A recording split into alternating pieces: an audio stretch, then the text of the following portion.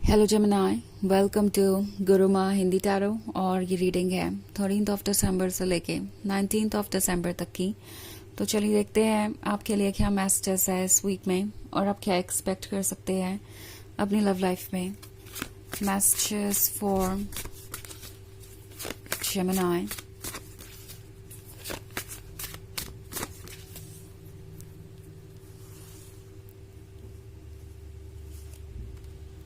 Two of Skulls, Ace of Knives, Eight of Scepters, The Hanged Man, and Fortune's Wheel. Okay. So, Ace of Swords देख रही हूँ मैं। Ace of Swords के होने का मतलब है lack of communication, या हो सकता है कम्युनिकेशन बिल्कुल ही आप दोनों के बीच कट ऑफ हो गया हो।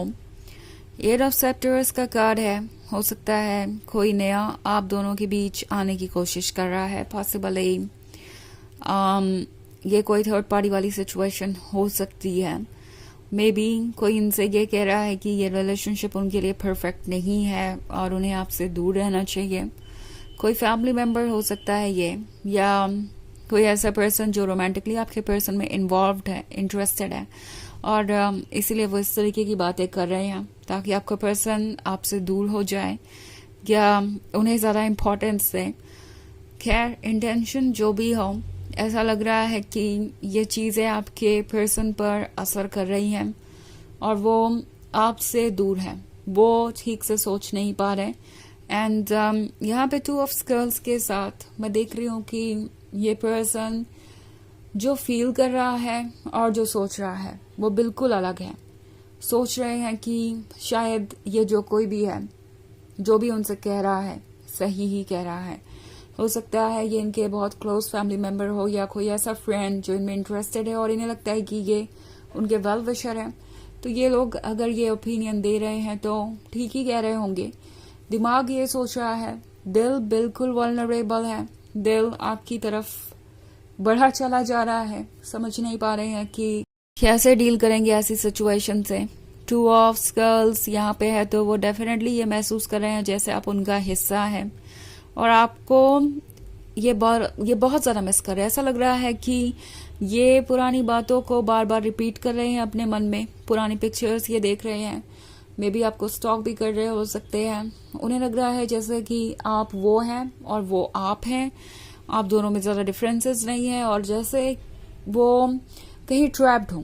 जैसे उन्हें लग रहा है कि कोई ऐसी वॉल है आप दोनों के बीच जो टूट नहीं सकती, बिकॉज हमेशा ये कंफ्यूजन रहेगा, हमेशा ये प्रॉब्लम रहेगी और आप इससे उबर नहीं पाएंगे। तो ये पर्सन काफ़ी डिसअपॉइंटेड है, डिजेक्टेड है, बट डिफीटेड नहीं है। ओके, क्योंकि द हैंग्ड मैन का कार्ड है। सो ये पर्सन जितना ज़्यादा अपसेट हो रहा है उतना ज़्यादा अपनी सोल की गहराइयों में जाता जा रहा है और ये सोल उन्हें गाइड करेगी। ओके, द हैंगमैन का कार्ड है तो डेफिनेटली इनका विजडम और इनकी सोल जल्दी ही इन्हें डोमिनेट करेंगे और ये अपने पॉइंट ऑफ व्यू को बदलेंगे वक्त के साथ, क्योंकि व्हील ऑफ फॉर्च्यून है। सो जो चेंजेस आप चाहते हैं वो चेंजेस डेफिनेटली आएंगे। आपको उन चेंजेस के लिए एफर्ट करने की जरूरत नहीं है या आपको कोई भी एक्सप्लेनेशन देने की जरूरत नहीं है। वक्त के साथ ये पर्सन चीजों को खुद समझेगा। अभी आप जितना भी एक्सप्लेनेशन दें, इन्हें वो बातें समझ नहीं आएगी। हो सकता है कि वो इरिटेट भी हो जाएं आपके कुछ एक्सप्लेन करने से। सो इट्स लाइक, अगर एस ऑफ नाइफ्स है, अगर साइलेंस है तो साइलेंस रहने दीजिए और इस पर्सन को खुद एनालाइज करने दीजिए कि क्या गलत है क्या सही। फॉर्च्यून्स व्हील खुद इनके अप्रोच में बदलाव लाएगा। फॉर्च्यून्स व्हील खुद इन्हें समझाएगा कि इनके लिए क्या बेहतर है और वक्त को थोड़ा आगे बढ़ने दीजिए। ये खुद ब खुद हर ट्रुथ को देखेंगे, समझेंगे और इनकी सोल इन्हें वहां पे लेके आएगी जहां इन्हें होना चाहिए। वैसे ये एक जनरल रीडिंग है तो ये सबसे रेजोनेट नहीं करेगी। एनर्जी रिवर्स हो सकती है अगर आप क्रॉस वॉचर हैं। इसके अलावा अगर आप पिछले वीक की रीडिंग देखना चाहें तो उसका लिंक आपको डिस्क्रिप्शन बॉक्स में मिल जाएगा हमेशा की तरह। तो चलिए आगे बढ़ते हैं और देखते हैं और क्या मैसेजेस हैं आपके लिए।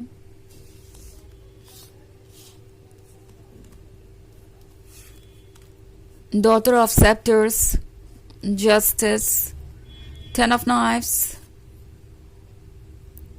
The fool and the three of sceptres. Okay, तो जस्टिस का कार्ड आपसे कह रहा है कि जस्टिस होगा और फिलहाल आपको किसी बात की परवाह करने की जरूरत नहीं है।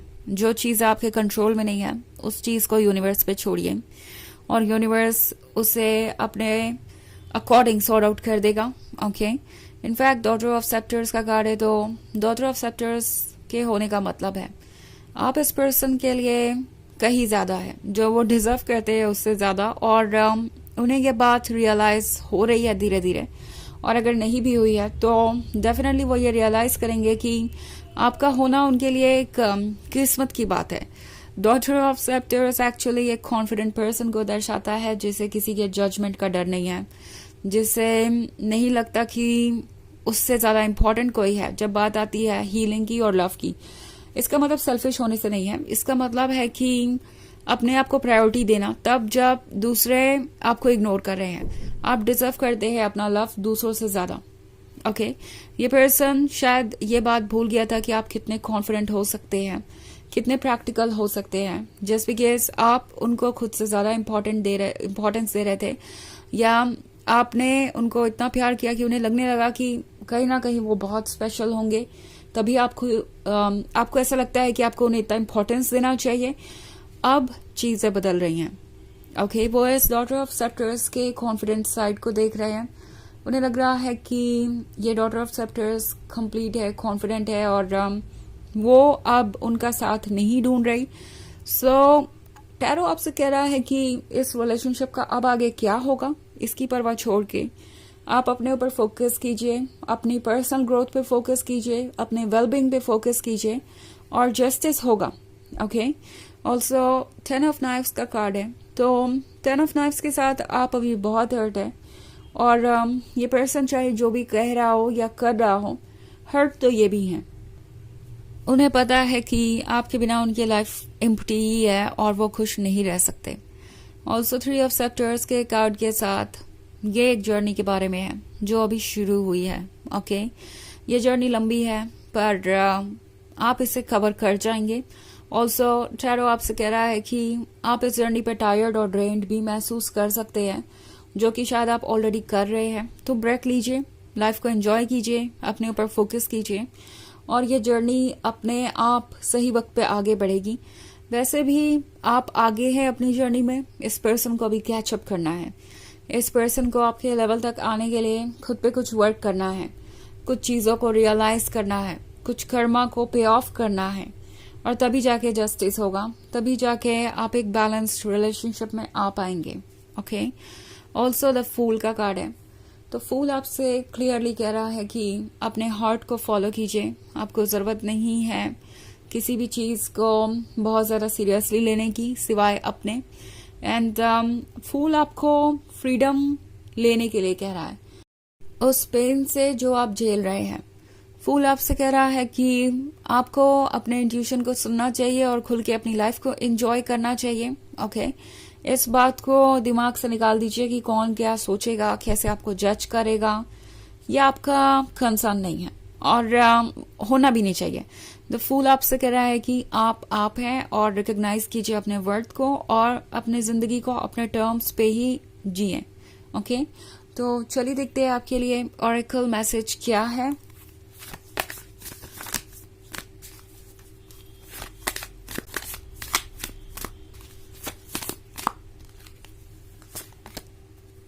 द सीयर, तो सीयर का कार्ड आपसे कह रहा है कि अब वक्त है ट्रुथ को देखने का।